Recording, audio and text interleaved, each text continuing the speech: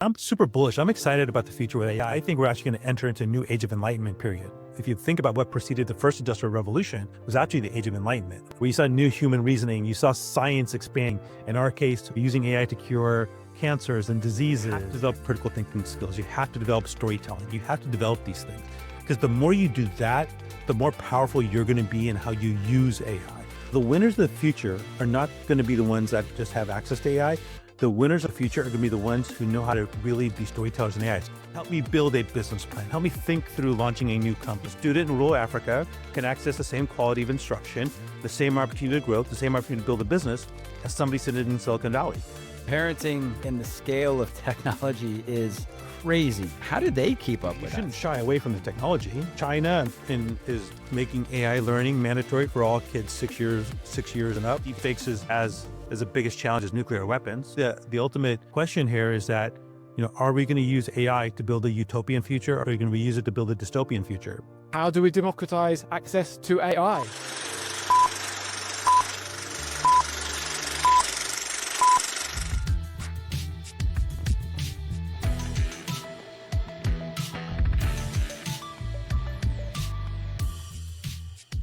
Disruptors and curious minds, welcome to another episode of Thinking on Paper, where we unpack the future with the people building it. My name's Jeremy. This is Mark.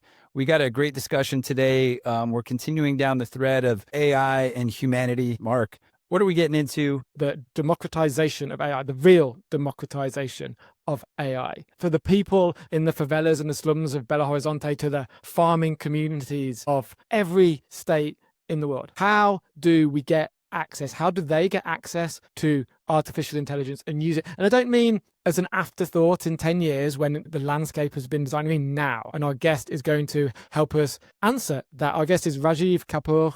He's the author of Prompting Made Simple, AI Made Simple, and Chase Greatness. He was recently recognized as the #1 leader bringing AI to everyone by Forbes, and has recently opened the Kapur Parada Center of AI in Arizona to expand access to learning through AI. Rajeev, welcome to Thinking on Paper. Thank you for thinking on paper with us. How do we democratize access to AI? Let's start big and go from there. Let's go. Yeah, that's a big one. Well, first of all, guys, thank you very much. So here's the thing. I think to understand how to really democratize this, people have to just really mentally accept the fact that as long as you have a smartphone and you can get into the Apple Store or the Google Play Store, and you can download the ChatGPT app, or you can download the Gemini app, you now have access to everything that a super wealthy person or somebody growing up and that's getting ready to go to Harvard has access to. It can put world-class education, mentorship, tools into the hands of anybody that has an internet connection. So if you are a young person in Nogales, Arizona, and we'll talk about why I opened that center in a minute, but let's just talk about them for a second. You can now go there and you could say, hey, ChatGPT, I need you to be a business coach and be Mark Cuban or be Steve Jobs or be whomever you feel you look up to, and help me build a business plan. Help me think through launching a new company. You can go to ChatGPT or Gemini or Claude and say, hey, please, I really am struggling with my calculus homework. Please take on the persona of Albert Einstein and teach me step by step how to deal with this problem or this situation or this case. That levels the playing field between the largest cities in the world to the smallest cities and villages in the world. A student in rural Africa can access the same quality of instruction, the same opportunity to grow, the same opportunity to build a business as somebody sitting in Silicon Valley. So I'll give you another small example. I'm a member of this group called YPO, and I was in Barcelona earlier this year. And I made a friend with this guy, and he came up to me and goes, Rajeev, I have this amazing story to tell you. I go, what's up? My son is 18. He just dropped out of school, and he's so excited. I'm like, you sound very excited that your son just dropped out of school. He goes, no, you don't understand. When he was 16, GPT came out, and he fell in love with it. Like, he started using it and like crazy. And over the last 2 years, he's been building a business all by himself. So what he did was he used ChatGPT to build a new type of nasal breathing strip, help reduce snoring. So he used that. He then used Canva AI to do all the marketing. He used ChatGPT to help him figure out the scripts for TikTok and Instagram. This kid, 18 years old, has one employee in the Philippines to handle customer service returns. Is going to do over $2 million in revenue this year. It could be anybody who does that, a company that can compete with the largest companies in the world. And there's nothing that can stop them. And And then when you start thinking about that Kapur Center that opened up, I was talking to the school superintendent and to some of the folks there. I said, have you guys ever thought about bringing AI to more and more of the folks here? And they're like, we don't know what to do. And I said, do you guys have an empty room? And they said, yeah, we have an empty room. And went and looked at it. And I said, would you guys ever think about turning this into a little AI development center? And they said, yeah, sure. I said, I'll tell you what, I will donate the computers. I'll donate the printer. I'll upgrade to the Wi-Fi. I'll give you guys everything you need. I'll donate the ChatGPT subscriptions. I'll give you my books. I'll come in, I'll do a train the trainer session. I did that, trained 7 people. I think they've had 3 training classes come through there, and it's open to teachers, administrators, people in the community that want to sign up and come to it. So it's exciting. How do you help people apply this game-changing technology to their mission? In terms of how to apply it, the first thing you want to just do is understand the power, the capability of what it can do. And that's where prompting comes in. You don't need to know how the sausage is made. And what you need to know is how to communicate with AI to use it for your advantage. I recently worked with a small business. We use ChatGPT to basically help think about opportunities that could become AI-ified in the future for tax companies. Eventually, kind of came up with this idea, this business plan about why don't you build a little AI application that on January 1st, every one of your current clients automatically gets an email with a link that already has all their taxes pre-populated for the past year. They use AI and OCR to integrate the W-2 into the online platform. They then submit it. Now, here's the thing.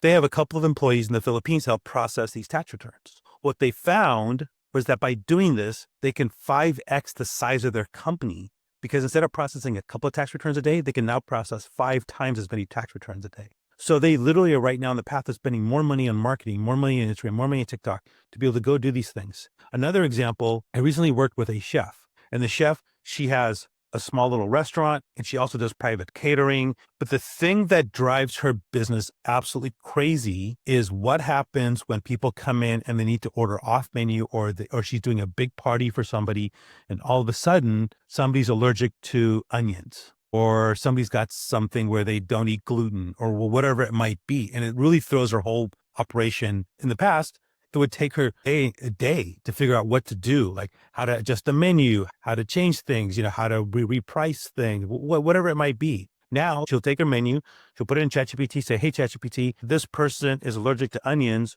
What's something I can do with this menu and still create the same thing where I don't have to go change the whole thing just for that?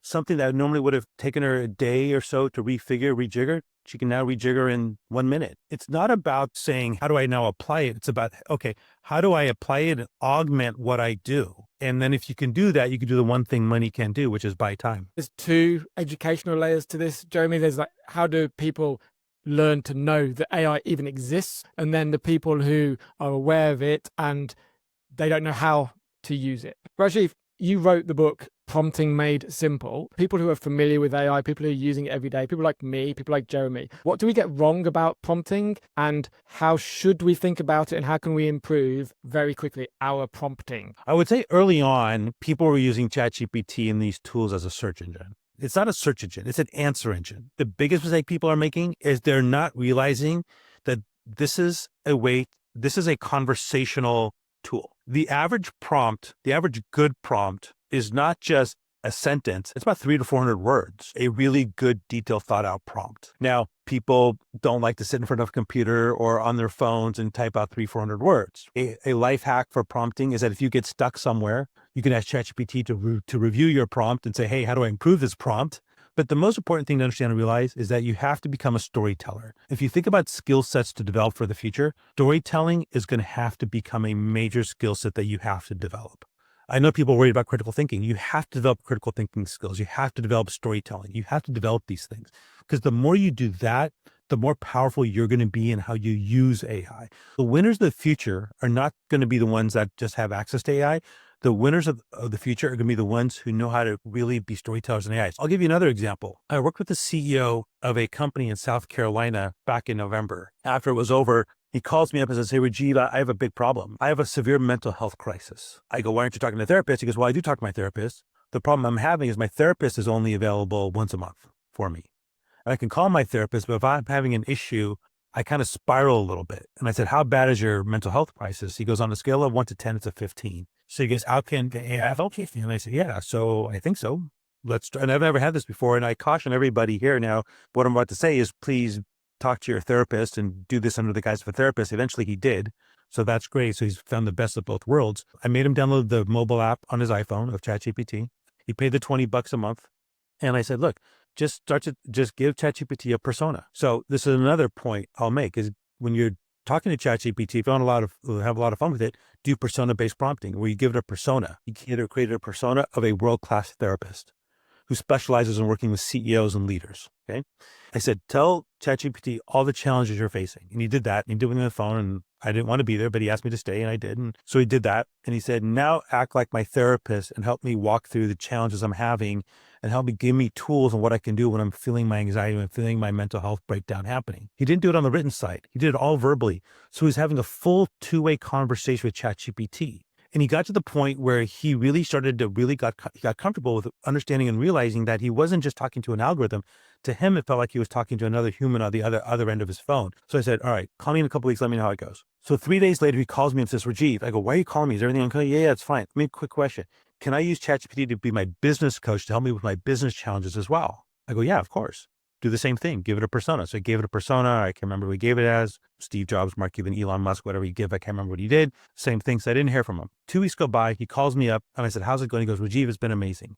I go, tell me what you're doing. He goes, on the way to work, I stopped taking phone calls. I don't listen to the radio. On the way to work, ChatGPT is my personal business coach. I have 30 minutes with my personal business coach every single morning. We talk about employee issues.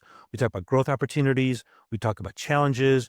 It gives me the full transcript. I go back. I then summarize all those transcripts. I put it back into ChatGPT to come and give me my notes. I take those things and I review them myself. And I take the bits and pieces I really like and I start sharing them with my team. And we're starting to become a bit more strategic thinking about the business. And that's been really helpful. Recently, it helped me deal with a challenge with a really hard employee and dealing with a real employee issue and how to really talk to that employee and help motivate them the right way. And it was phenomenal. It was amazing. But then on the way home, it acts as my personal therapist. There are dangers in turning your mental health over to any AI, isn't there? He didn't turn it over to it. He augmented because his therapist wasn't available. I'm not saying that turn it over and just stop seeing your therapist. I said even before the start of this portion of the podcast, make sure you do this in conjunction with your therapist. He takes the full transcript and he even shares it with his therapist when he's having his issue. Because his issue was, how does he handle it when the anxiety hits at a particular time? He needs somebody to talk to. He'll call his therapist, but the therapist's busy. What does he do? Who does he talk to?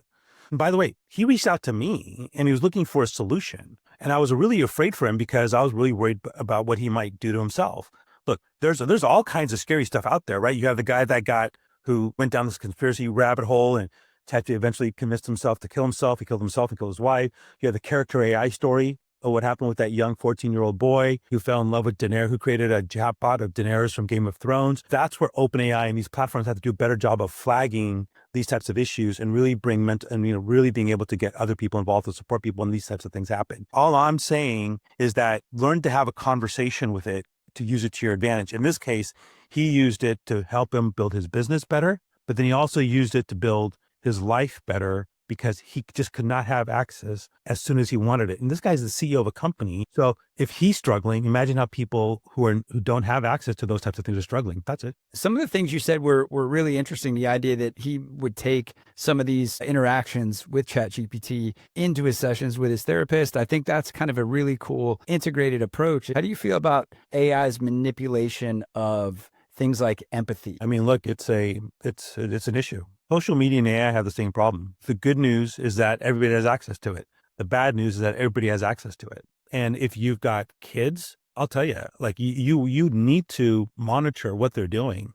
I think there has to be some level of regulation. It's probably impossible to ban AI to under 16s, under 18s. Maybe you could have a big ripcord, a red button, an emergency stop where if you want to stop using it, you can reset your account, or parents could do that. One of my challenges with the democratization of AI is that we can understand the illusion of AI when we have to step back. But a lot of people who come into this technology without that background will be more susceptible. So how do you think about what kind of guardrails and frameworks could be put in hypothetically? All these companies can put in the guardrails tomorrow if they wanted to.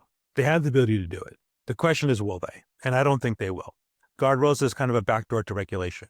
Now, if it were me, I think if you're under 18, you need parental permission. All of your chats should be logged and a parental figure should be able to have access to them to review them. And we haven't even touched on deepfakes, which to me is even a bigger issue than anything else out there. To me, deepfakes is as the biggest challenge as nuclear weapons. The ultimate question here is that, are we going to use AI to build a utopian future, or are we going to use it to build a dystopian future? And I hope we use it to build a utopian future. And if that's the case, we have to find ways to protect the kids. The challenge lies in the rules of the road. Everyone's operating by scaling wars. I'm trying to throw more compute. I'm trying to get to AGI faster, no matter if we understand what AGI is. You're doing the same thing. Mark's doing the same thing.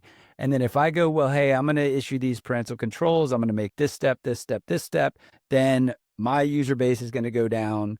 How do we change the rules of the road? How do you think about that? What this needs is leadership. Look, if we can create standards called Bluetooth, if we can create standards for wireless, if we can create standards for cars, for miles per gallon, I mean, why can't these guys get together and create standards for this, right? Even if the three of us get together and say, let's do this, you have a whole other issue where you got to work with these companies on an international global basis. And I don't think they want to work with anybody right now. And it's an arms race. I think what's going to have to happen here is I think over time, there's going to have to be some sort of global treaty framework around all of this. And if we can do it for nuclear weapons, well, why can't we do it for this? It just requires some real thoughtful leadership. It's going to require certain people who sit in certain high-level positions to really make this a priority. And until that happens, I'm just thankful my sons are 24 and 21. But if you have young kids, if you have young daughters have to deal with things like deep fakes and things like that, you got to just be really careful. You have to monitor their use, teach them how to use the tools, and use it for good. My daughter is 9. Speak me through it, Rajeev. What should I be doing? Number one, you shouldn't shy away from the technology. China is making AI learning mandatory for all kids 6 years and up. India is starting to do some of the same things. The U.S. is looking to do some of the same things as well. But look, I think if anything, I'm excited for her, the ability for her to learn. Because if you think about Mark, think of it this way: if she wanted to learn.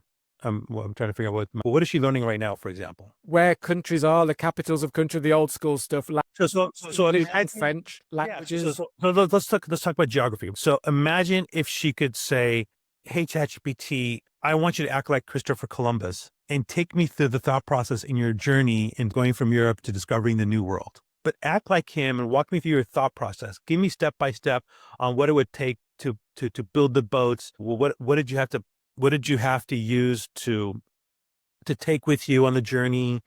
And then and have that conversation. As long as education is going to get so democratized, it's already starting to happen. So there's an amazing tool called KhanMigo, KhanMigo, by Sal Khan, the founder of Khan Academy. He's got an amazing tool where it's helping teachers, it's helping administrators, helping students learn and teach and play with, and how to use AI in the classroom, and how to learn and how it can use it to teach. Google just announced yesterday, and I don't have the details on it, a Google education platform that competes with KhanMigo. So these companies are going to be releasing these platforms. And so it's going to be amazing to see, by the time, think about how fast technology is evolving. So she's 9, by the time she's in high school, by the time she's 15, 6 years from now, she's going to wear glasses where literally a virtual reality or an augmented reality Columbus is going to pop up, or Einstein is going to pop up and walk her through a math problem, or Napoleon, but whatever the case might be, right? I mean, you think about maybe she's doing a paper on MLK. Well, what if you had MLK teach you the paper? That's kind of the path she's headed down. And if you think about how we evolved, I had to write everything. You guys remember what life was like before PowerPoint? It had those overhead projectors, and you had those slides with the write on, right? But then PowerPoint comes out and augmented what we did. Yeah, what was life before Microsoft Word? Well, typewriters. I do believe that there are great applications for some of this stuff. And I think it's going to change the things that we're able to do as individuals and help us scale the things that we want to do in very meaningful ways. But I do want to jump back, because we're a lot of these discussions are utopia, dystopia, because you got to think of both sides. You mentioned nuclear weapons, and I've referenced the Atoms for Peace thing related to this, coalition back in the day to say, hey, we've got this power now, but how do we control it? Is the difference between the Atoms for Peace thing and what we're dealing with today, isn't it just the idea that a kid's not going to play with a nuke? I don't know for sure, but I think that could very well be it. When you realize at the end of the day that these kids, again, we're going back to the utopia dystopia thing that you just mentioned. So let's just talk about deepfakes. If you are a bully, you can really bully somebody with deepfakes, and there's nothing stopping anybody from doing it. All they need is an image, maybe 5 to 10 seconds of your voice, put it in 11 labs, and they can make you say and do anything you want. So that's number one. So the question then is, what's the solution to help stop deepfakes or minimize deepfakes? You probably can never get rid of it completely, but how do you at least get it to an acceptable level where you can help get rid of 99% of it? There's a lot of ways you can do that. You can do mandatory labeling, which would require all AI generated media to be watermarked at the model level. Right now, the challenge there is that, again, Instagram, Zuckerberg would say, all right, let's do it, but can you get TikTok to do it too? Right. It's the same thing that we're dealing with on the AI side. Yeah, absolutely. Right. Yep. So traceability laws, which is platforms can detect and flag manipulated content for legal use. Accountability, you can hold social media and video platforms accountable. There can be some real fines, maybe potential criminal liability. I'll give you an example of a case where there's a principal in the Midwest of the US where he reprimanded one of his teachers, and the teacher went and created a deepfake of him saying the N-word and then put that on Facebook, and it went everywhere. And the principal got suspended, and it was a big thing. It ruined his life. So it just so happened that he actually knew somebody in law enforcement. They got involved. They eventually got to somebody in the Biden administration and the FBI side of the house. They came in, they traced it back, and they traced the deepfake back to the teacher he had reprimanded. Okay. That's amazing, the traceability there. Yeah. And so so there should be real criminal liability for that person, right? Authentication tools, you have That to doesn't help the kids in the schoolyard. Kids are cruel, and if the videos are watermarked, that's not going to make a difference. Like, kids are cruel, and this technology, it augments our best parts and it will augment our worst parts. So how we have to learn as a species to live with that. And there's going to be collateral damage in the meantime until we get there. And it's down to people like you with your educational centers, which can really help move the dial in that. And that's part of the goal. Like, the first thing is that if you're under 13, you probably should be using it anyways. You should be using it in a controlled environment, not like a ConMigo or using it in the classroom with a teacher, number one. If you're between 13 and 18, that becomes really important, because that's where that regulation can come in and really help that. And then number three, as you mentioned, education becomes really important. But it's not just education for the students, it's education for the teachers, it's education for the parents. It's making sure that they're present to make sure that they can understand what's happening and how these kids are using the tools. If you think of all these solutions as one holistic way to fight it, it's education, it's liability issues, it's accountability for the platforms, it's laws against it, it's labeling of watermarks. It's all these things combined is what's going to help fight it. Yeah, parenting and the scale of technology is crazy. How do they keep up with that stuff? That's got to be the challenge. I'm very looking forward to my daughter learning about science in particular. I love this idea of channeling the great minds of the past to help them learn in a much more immersive, deeper way than I could have done with a textbook. And I'm sorry to my physics teacher, but a very boring physics teacher who didn't instill in me that passion and desire to learn about the cosmos and life on a much more deep level. Moving the conversation on, before we started the show, you mentioned your internship back in Paris, Rajeev, and you spoke about something very interesting which relates to AI and technology today. Could you tell us about your internship and what that information about the world of technology and computers was like in the 80s and why it's relevant today? I actually lived in Paris back when I was like 21 years old. I was doing an internship there, and I was working for a computer peripheral company. And back in 1991 is when the first PC started hitting people's desks. But here's the thing. The very first PCs were nothing but a shell, and everything was external to the PC. The floppy drives, which a lot of people probably listening know what a floppy drive is, but the floppy drive was external. The modem, things were external. So you had this box, but then everything was external sitting around it. But over time, what started happening was these PC manufacturers and the printer manufacturers would all say, hey, why are all these things sitting outside? Why don't we just integrate all that into our PC? Okay, let's do that. So they did that, and guess what happened? All those peripheral companies went out of business. And I was at one of those peripheral companies as my internship. Fast forward to today, and I see a lot of that happening today. So right now, the question is, hey, are we in a bubble? Yeah, we are in a bubble. When you've got Zuckerberg paying $300 million signing bonuses and paying $1 billion to people to come and join, that's going to tell you we're in a bubble. But I think the difference here between this and the bubble back then is that this bubble seems to be maybe restricted to just a few dozen companies. Replit, for example, just raised $250 million yesterday at a $3 billion valuation. It's a great tool. Manus, Replit, N8N, these are amazing tools. That's fantastic. But the parallel I want to draw to people is that, well, what's going to stop OpenAI and Claude and Google and XAI to basically just take those same type of functionalities and integrate them directly into the platform, because they already have the user base. So just like the PC guys already had the user base and integrated everything in, why do you need to have 3, 4, 5 different platforms? Can you just have one, maybe 2 platforms? And so I think over time, you're going to see that. So I think that's some challenges there. And so from a bubble perspective, and I think we're probably looking at, some challenges probably end of next year, early 2027 is when you might see some of that stuff happen. But I'm super bullish. I'm excited about the future with AI. To me, I think we're actually going to enter into a new age of enlightenment period. If you think about what preceded the first industrial revolution, it was actually the age of enlightenment, where you saw new human reasoning, you saw science expanding, in our case, using AI to cure cancers and diseases. Think about all the new sciences it's going to create, evidence to help. We talk about time shrinkage. The Renaissance was 300 years, but we're going to see that condensed down into 2 decades or something. Yeah, you could see it condensed down into 20 or 30 years, maybe even less. But the point of it is that every single person that, again, go back to the start of the pod, every single person that has access to the tool has ability now to create something that doesn't exist today. And that's going to help propel. And I think you're going to see a super spike in entrepreneurship.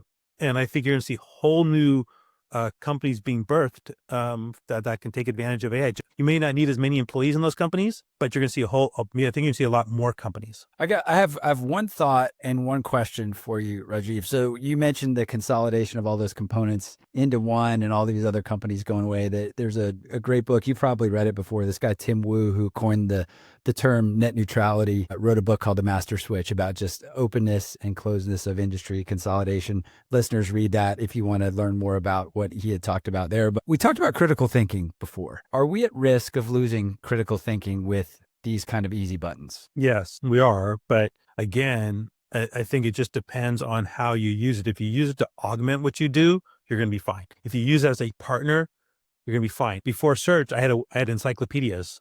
I had to go to the library. Did I lose my critical thinking, or did it just help make my thinking faster, better, easier to implement, find solutions I'm looking for? These are just tools to help you find solutions you're looking for. If you outsource your thinking to AI, you're going to be a dum-dum. I'm sorry, you are, and you're going to get left behind. But the winners are going to be those who realize and figure out how to use AI to augment their critical thinking with the tools that AI can provide to help them build a better life, not just for themselves, for their family and those around them. That's 100%.